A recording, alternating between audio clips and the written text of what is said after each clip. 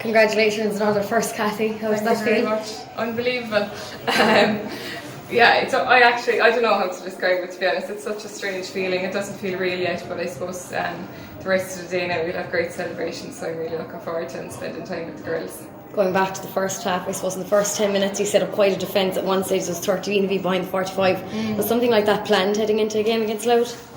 Not really. Like, we wouldn't consider ourselves a defensive side at all, but I suppose they were attacking and they were doing well. So our game plan is when the other team is attacking that a lot of our forwards get back, our wings especially, and get back right into the centre. So I suppose it probably looked like that because they were on top, but and we managed to keep them out, and I suppose that's something that we've worked on over the year. We were leaking goals, and that's what we wanted to stop really, and we were happy enough to let them put points over if they could.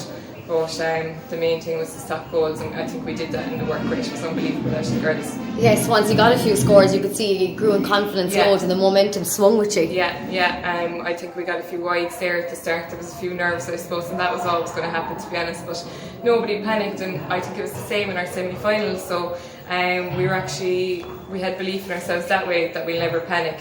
And that's when you come into our game in the last few months, I suppose, that we've actually started having a bit of confidence and believing in ourselves, because there's been a lot of rebuilding this year. So I suppose we've gotten to that point now, and it's brilliant, and we've actually performed, so it's great. I knew it was always in us, but we just had to actually do it. Great. Going in at half time, what was the vibe like in the dressing room? It was good, but the main thing was not to get carried away and literally go back as if it was 0-0 now again, like in the first half.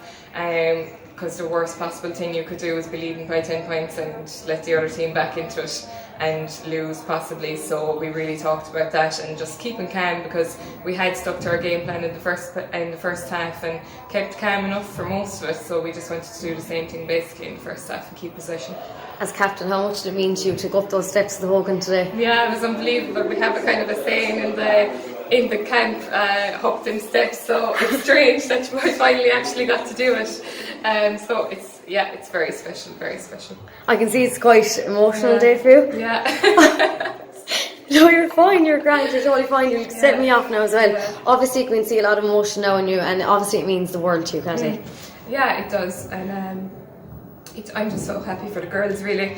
The amount of work they've put in over the year and the commitment they've given, and people wouldn't think it when you're in a junior championship that you give just as much work as the senior teams and possibly the boys. Like, we're out every day of the week, very little social life, so it's good that it's actually been rewarded now at the end of the year. In the speech you had a bit of Oscar Gaeilge for TG Cahir in the end. Did you learn that? I had to, but Niamh Ryan gave me the spiel. So I had to get that into my head a few weeks ago and then just forget about it.